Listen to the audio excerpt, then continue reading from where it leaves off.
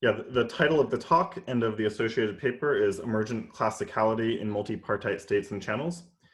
And it's a joint work with Xiaoliang Qi at Stanford. And it builds pretty closely on some earlier work by Brandau, Piani, and Hordetsky from 2015. So I'm going to start by asking a super general question, which is what sort of things can happen during a quantum evolution?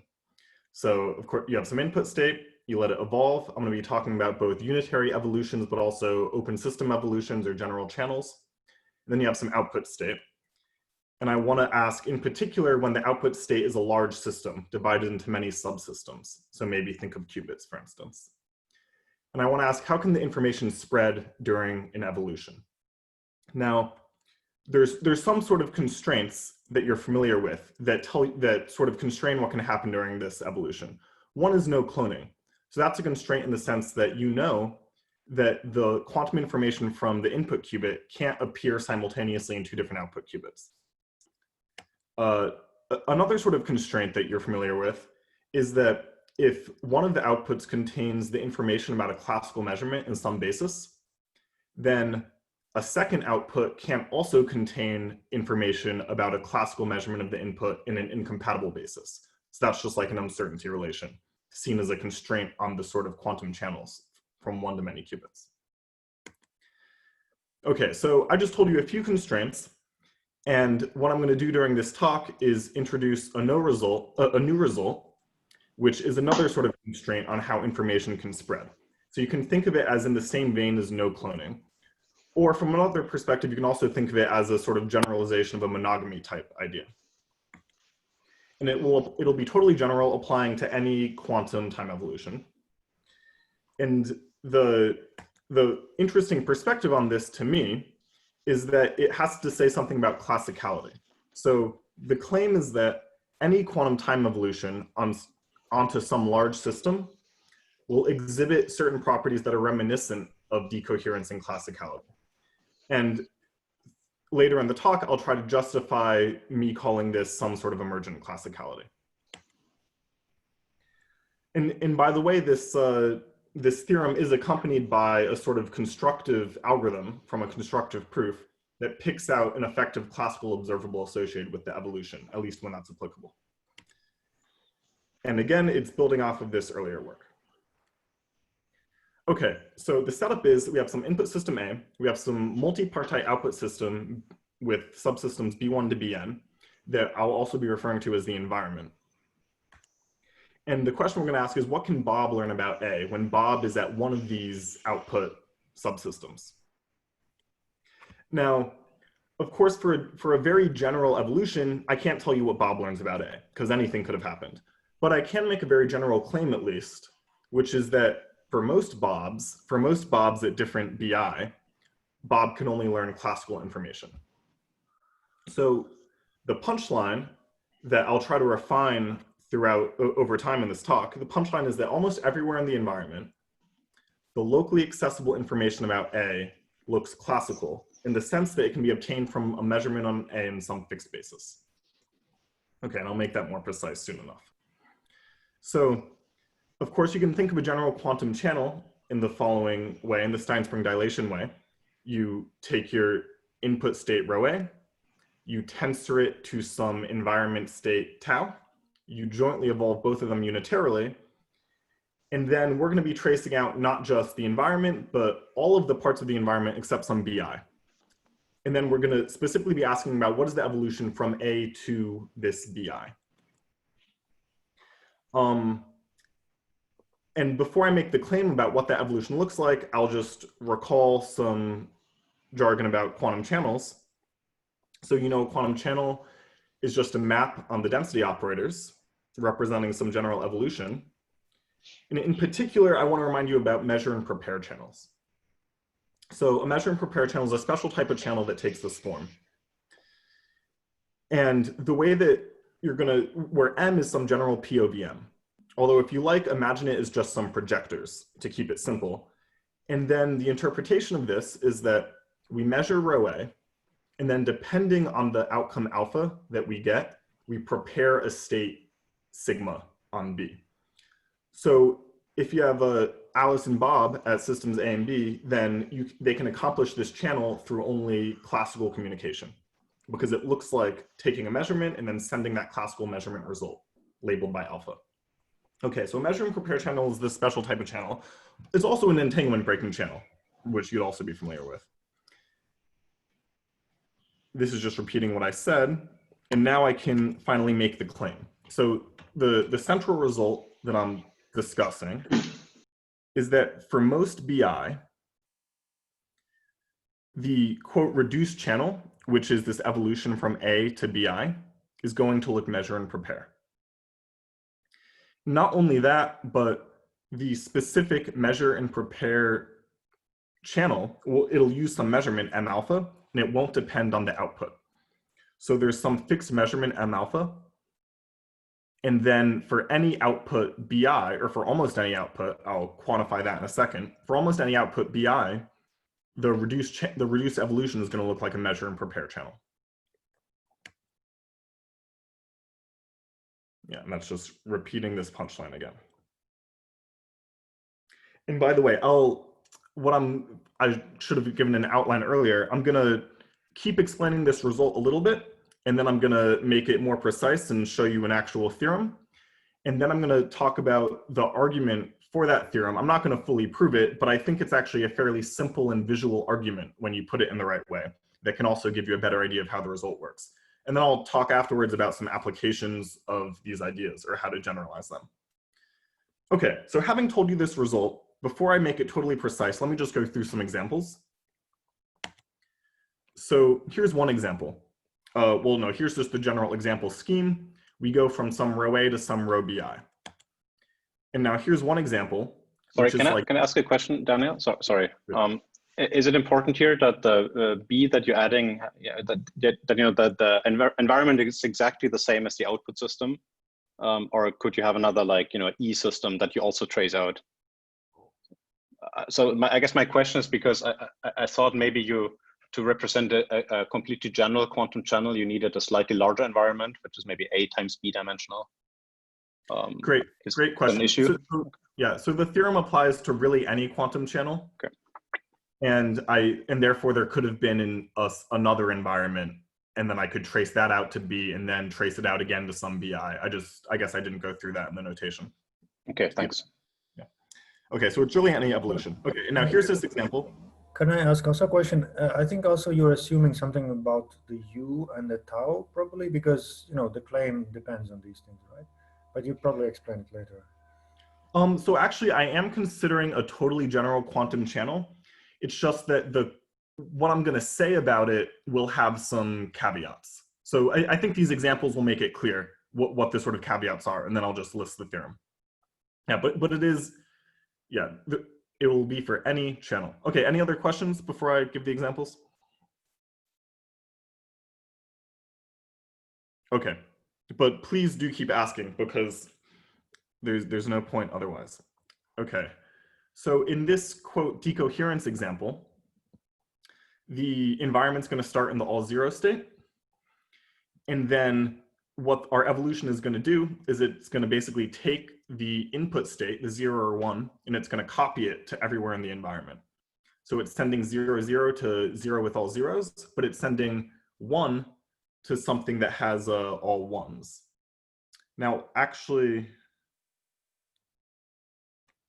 I think when it says UAB 1, 1, maybe that should be UAB 1, 0. So I apologize for that. But the idea is that it's gonna create a GHZ state on the environment by taking that bit and copying it everywhere in the environment. Okay, so now does this satisfy the sort of qualitative theorem that I told you? Well, yes, because if you look at any reduced channel, so look at any reduced state on BI, and the evolution from A to BI looks like a measure and prepare channel. It looks like you're measuring in the 0, 1 basis, and then you're preparing the associated 0 or 1 state. Okay, does anyone have questions about this example, where I look at the reduced channel of this particular evolution? So this is sort of qualitatively mimicking what goes on when the environment measures a qubit and it decoheres into the environment and then copies of that information, of that classical information, get stored everywhere in the environment. That's what this is sort of modeling. Isn't it contradictory to the non-cloning principle that you have that many copies of the bit you actually are reading? Yeah, well, luckily it's only the classical information that's getting copied, because when we look at the reduced state on some BI, we're going to know about the relative weight of being that A was on 0 or 1, but we're not going to know about that relative phase. Yeah. Okay, so the next example is a very different example, and it's just going to be the identity channel.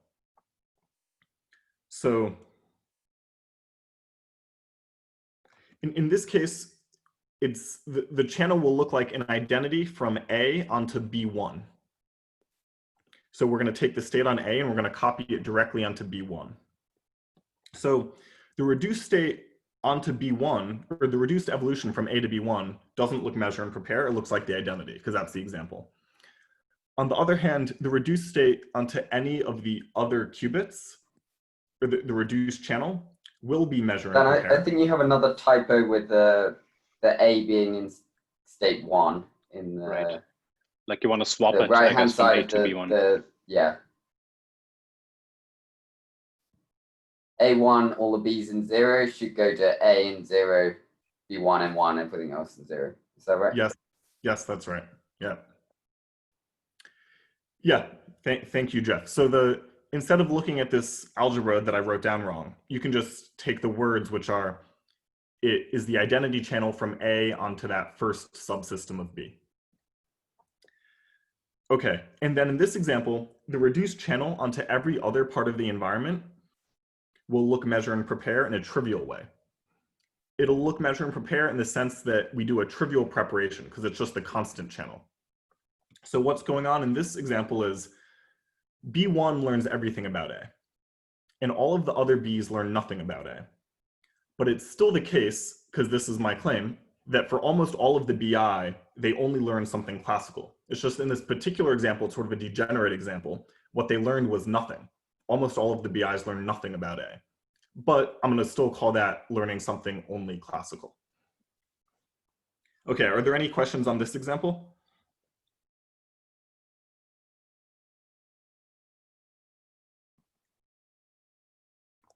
Okay, so the next example is a little more interesting. It's a little more physical. So we're going to take a qubit and we're going to attach it to a spin chain. And then we're going to let them evolve jointly. Really, it could be any joint evolution because the result's so general, but imagine like a local spin chain Hamiltonian. So all of the qubits are evolving together. And you can imagine that the information from A, which is at one end of the spin chain, is going to start spreading out over the rest of the spin chain. And then the claim is that almost any of the BIs only learn something classical about A. Now, I can't actually write down what these reduced channels are for a general example to convince you that it works, because of course you need to do the many-body calculation. But I will do a numerical example later on that I'll show you to verify that indeed the BIs are only learning something approximately classical about A. So I guess the strength of the result is that it characterizes these situations that you couldn't otherwise calculate directly what's going to happen, except maybe using something like numerics for a small system. Okay, now finally, let me tell you what this exact theorem statement is, since that's the main point of the talk. So again, I have this evolution from A to all the BIs. And when I say that I'm going to talk about almost all of the BIs, what I mean is that I'm going to talk about all of them except some region Q. So this Q is the excluded region that you see on this picture on the right. And then I'm going to talk about all regions R that are distinct from Q. And I'm going to characterize the evolution from A to R for all of these regions. And the way this statement is going to work is that the larger Q I allow myself to take as the excluded region, then the smaller the error when I say that the evolution from A to R looks like a measure and prepare channel. But the key is that we'll be able to take this excluded region to be order 1. So even if I have an Avogadro's number of qubits in my spin chain, I can still take Q to be, say, 100 or 1,000. And then I'm going to say for all of these Avogadro number qubits, except these 100 or 1,000, I'm going to have the evolution from A to those qubits look approximately like a measure and prepare channel. So that's the strength of the theorem. Okay, and now I'll really just put this theorem up here, now that I've sort of killed it explaining it. So here's the statement. And once I read this out to you, please ask questions, because this is the major technical punchline. So we have any channel from A to all these B's, and then I'm defining the reduced channel onto some region R. So the R is a subset of the B's. And the reduced channel looks like doing the channel and then tracing out.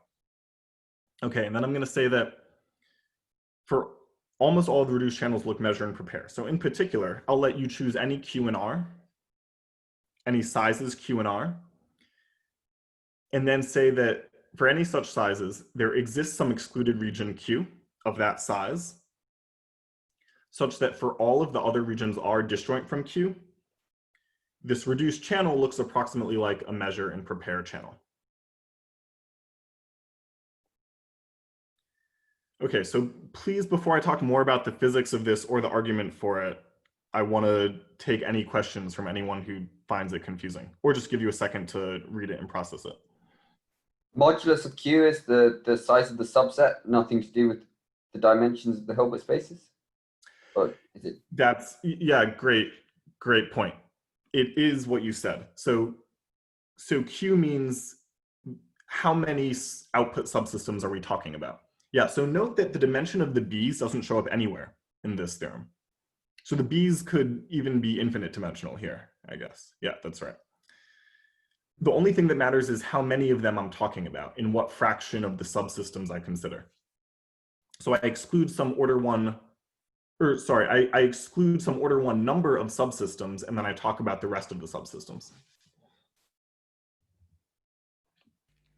I think the phrasing of the theorem is a little bit strange, since you introduce Q both in the scope of a universal quantifier and an existential one in the same sentence. But yeah, in the first case, you're only talking about size.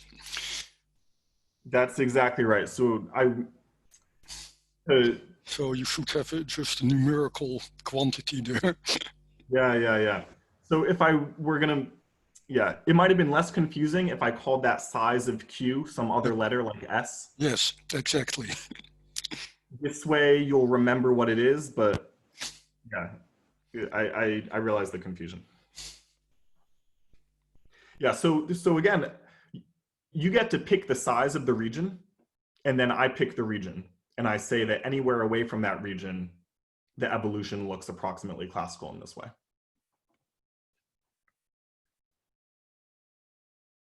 Okay, great. And anyone else want to chime in here with a question or comment?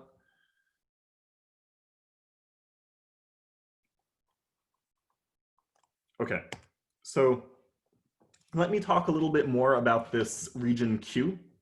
So the proof of the theorem comes with a constructive way of finding Q.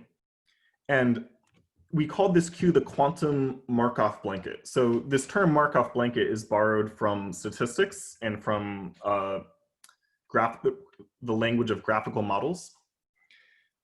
And what it means is that Q blankets A, in the sense that any information about A that you can read out on one of these regions outside Q must sort of factor through Q.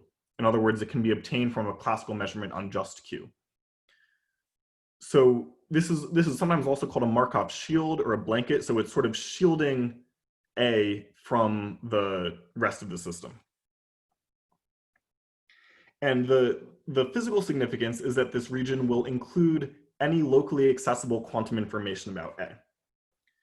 And the fact that Q doesn't need to be taken large, that it's some order one size, is a reflection of the monogamy idea. So there's the locally accessible quantum information can only be spread among some order 1 region of the output. And I should also say I'm drawing these as contiguous, but there's no geometry here. So these are really just abstract regions. Okay, and now I can comment now on what distinguishes this work from earlier work by Brandau and Piani and Hordetsky. So in their paper, they have a very similar setup.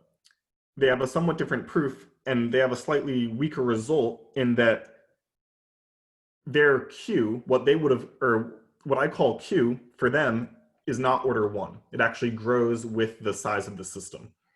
So the stronger result here is sort of like a monogamy result. It says that this Q really is order 1. So the quantum information can really only spread in an order 1 area. Okay, and we actually have a very similar result for states. And I'll explain in a second why these are related by channel state duality. But first, let me just say it for states. Instead of having any channel, we instead have any state on A, B1 to Bn. And then it's a very similar setup. It's for any size Q.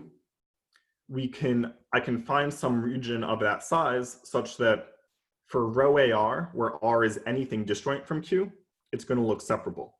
So maybe just look at this picture on the right. The comment is that rho AR will look approximately separable for almost any R that's away from Q. And this statement uses this one-way LOCC norm that I think I'll have a chance to comment a bit more on later. Okay, does anyone have a question on this result for states?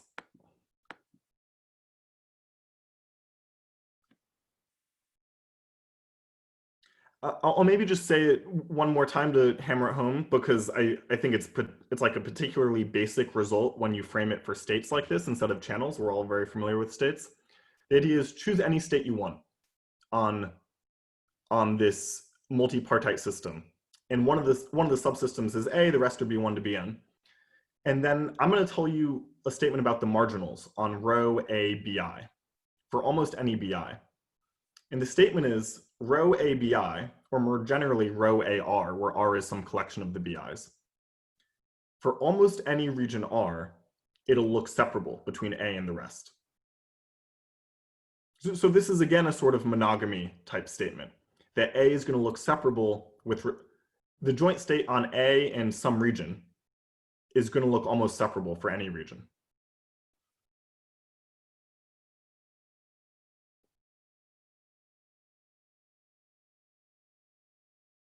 And by the way, the reason it's related to monogamy, just to hammer it home, is that monogamy says A can't be maximally entangled with two different B's, right? And this is saying not only that, but it's going to be approximately separable with most of the B's. And then it's even further saying that the way in which it's separable, when you decompose it into the separable state rho tensor sigma, I'm looking at the left-hand side of the inequality here. The ensemble of states P alpha and rho alpha is not going to depend on the region R. So that's another important point that gets you to the channel theorem before.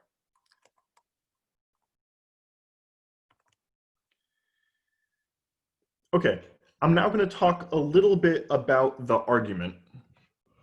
So the first step of the argument, if you want to prove the theorem for channels, is to reduce it to the theorem for states. In other words, to show why the state theorem implies the channel theorem. And this is just using channel state duality. And what that means is whatever our channel is, we're going to imagine applying it to a maximally entangled state, to one half of a maximally entangled state.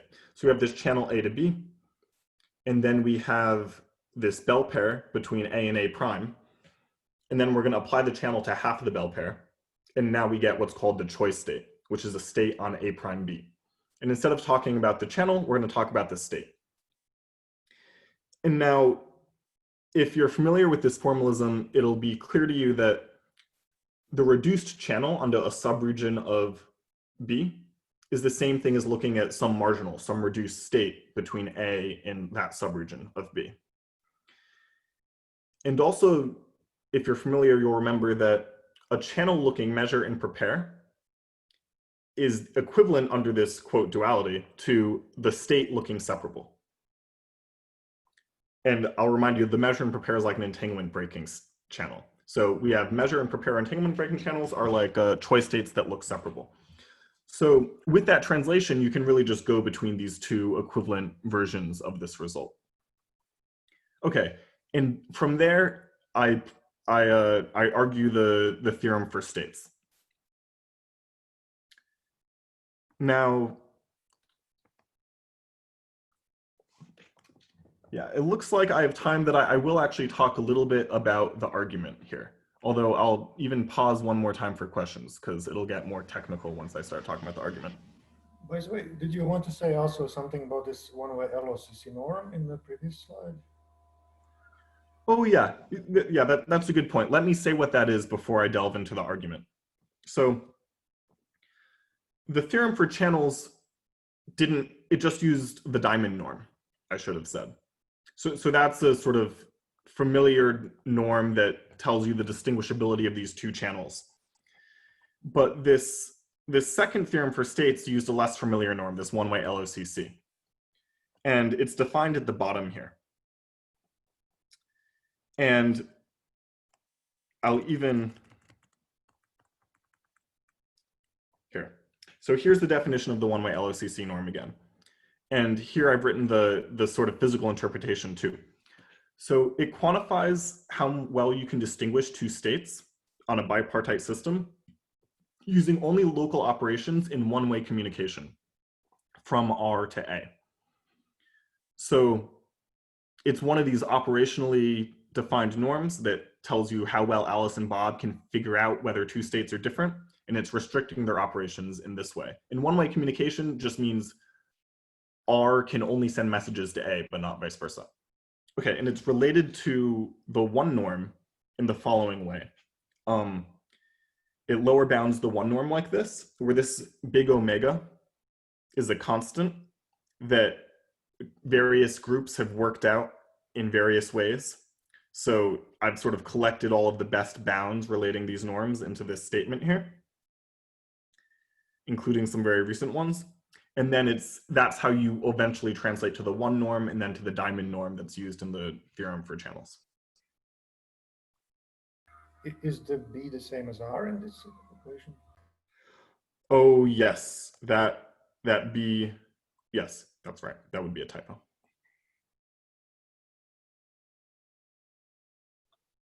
Yeah, so these are the dimensions of the... Yeah, and the D's are the dimensions. Yeah. Okay. So you're able to get a bound that's independent of the dimension of R if you want. For example, you can use that dA squared, but you can use any of these. Can I also ask a question? Yeah, please. So one, maybe the only situation where I know there's norm popping up is in this faithfulness proof for the squashed entanglement. And the squashed entanglement also satisfies the monogamy inequality. So if you combine those, would you get sort of a weaker version of your result? Or like, how, maybe you probably have thought about this. So yeah, I'm thinking sort of, bounding the average squashed entanglement by monogamy, and then sort of saying that, for a good chunk of them, it has to be small, and therefore the state is close to, you know what I mean? Yep. So the argument the argument that I use is very much in line with the sort of thing you're saying. There's a couple, it's a little less straightforward than you might think, especially because I'm not just trying to argue that ABI is close to separable. I'm also trying to argue that, let me pull up the slide.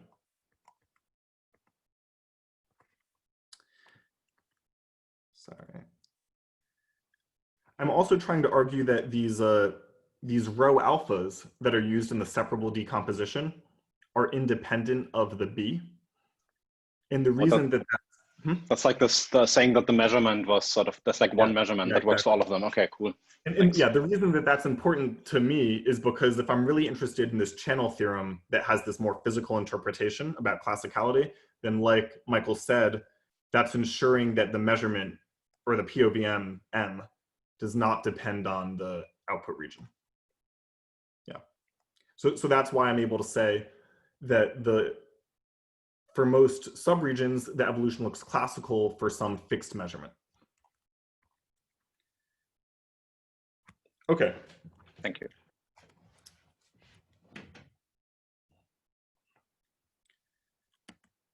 So now I'll talk a little bit about the argument. First, here are these definitions, just in case you haven't seen conditional mutual information in a little while. And this conditional mutual information tells you how much more knowing YZ tells you about X than just knowing Y tells you about X. And that's the important one for us. Okay, and now I'll introduce the sort of main lemma that's used to prove this result that might be useful in itself. And it's about states. And it says that for any state, and then for any size little q, you'll note that, for any size little q, then I can find a region of smaller size such that for all of the BIs outside of it, this conditional mutual information is small.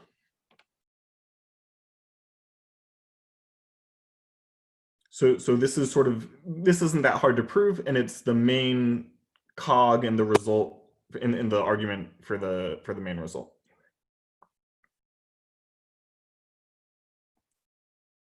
Okay, so it's, in case you're still reading it, it's still at the top of the page now. So the argument is sort of simple and constructive for how we do this. So we're going to build up, to find this Q, we're going to build it up bit by bit. So in this sort of maximization picture. So we're going to first find the B that maximizes the mutual information with A. Then we're going to find the B2 that maximizes the mutual information that maximizes the conditional mutual information. And we're going to keep doing this iteratively until we found this set of Q different Bs that were optimally chosen such that they're maximizing all of these conditional mutual informations. And then by the chain rule of mutual information, you know that these conditional mutual informations need to add up to only some constant that only depends on the size of A, this 2 log dA. And strong subadditivity tells you that all of these terms are positive. All of the left-hand side terms are positive. So if all of them are positive, and there's a lot of them, and they add up to some constant, then that means that there's at least one of them is small. So I'll let you process this for a second, maybe.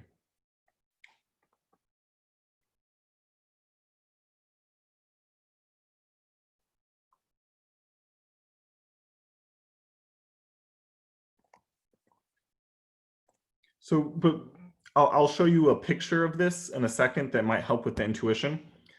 Let me first give the caveat that everything on this slide is true, but the actual proof is a little bit more complicated because you need to, this part that I emphasized to Michael a minute ago about how you want to make sure that when you claim ultimately that these states are separable, we're using the same ensemble on A. That whole aspect of the proof has been dropped from the little toy argument that I'm showing you here. Okay, so here's a picture of what's going on.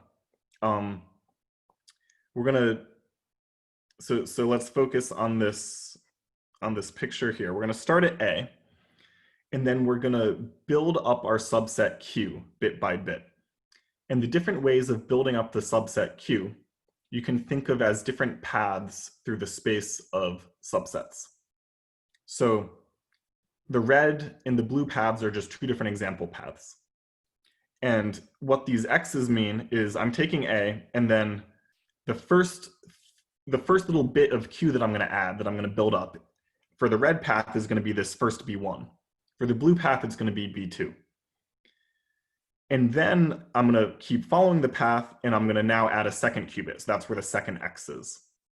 And then I'm going to follow it again, and I'm going to add a third qubit, which is some third X. So the subset is getting built up bit by bit.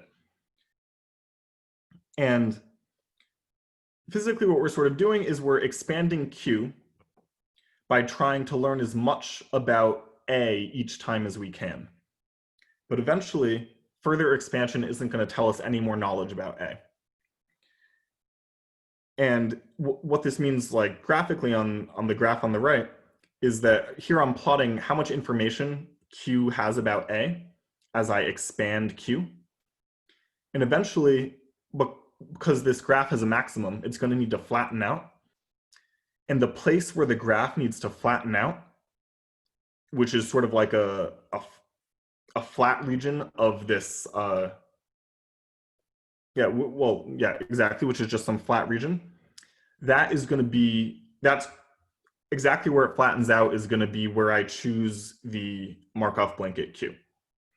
And maybe that wasn't exactly, I expect that picture wasn't exactly clear to you, but I just want to emphasize that if you do go to read the proof at any time, there is this sort of nice visual picture that accompanies it.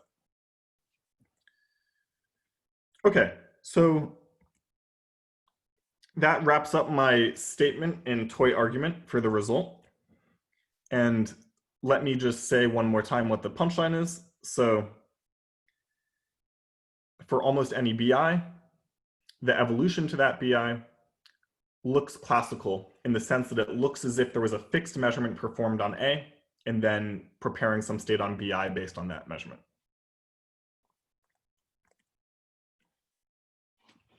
Okay, so one of the reasons that I was really interested in developing this result is because I'm very interested in identifying emergent classical variables in many-body systems. You know, there's often in a many-body system, not always, but often there's some effective variables that behave classically, like some collective spins or some center of mass degrees of freedom of some collection of particles. And sometimes when you look at the microscopic Hamiltonian, it's totally obvious what these effective classical variables are. But sometimes it's not. I mean, sometimes there's some sort of collective quasi-spin or some quasi-conserved density that is behaving according to some classical equation of motion, but it's hard to pick out when you just stare at the many-body Hamiltonian.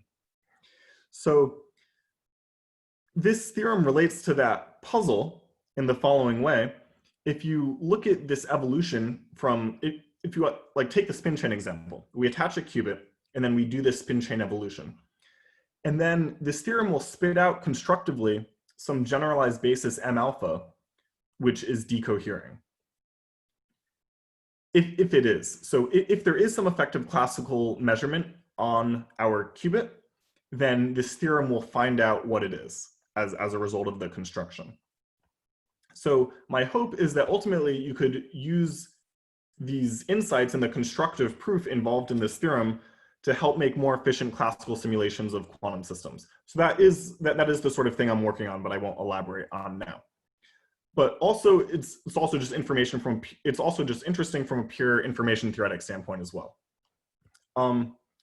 Okay, another question is how tight is the bound? And you might especially wonder if you can make it tighter when you input more physical assumptions. So of course the theorem was totally general so far, but what if I also told you that the unitary doing the evolution was local, like a spin chain Hamiltonian? So then, or I tell you there's some conserved quantities or maybe just energy. So then can you make a stronger statement about how the information can spread throughout the system? Okay, thanks a lot. That concludes my talk, and I'll be happy to take any more questions you have.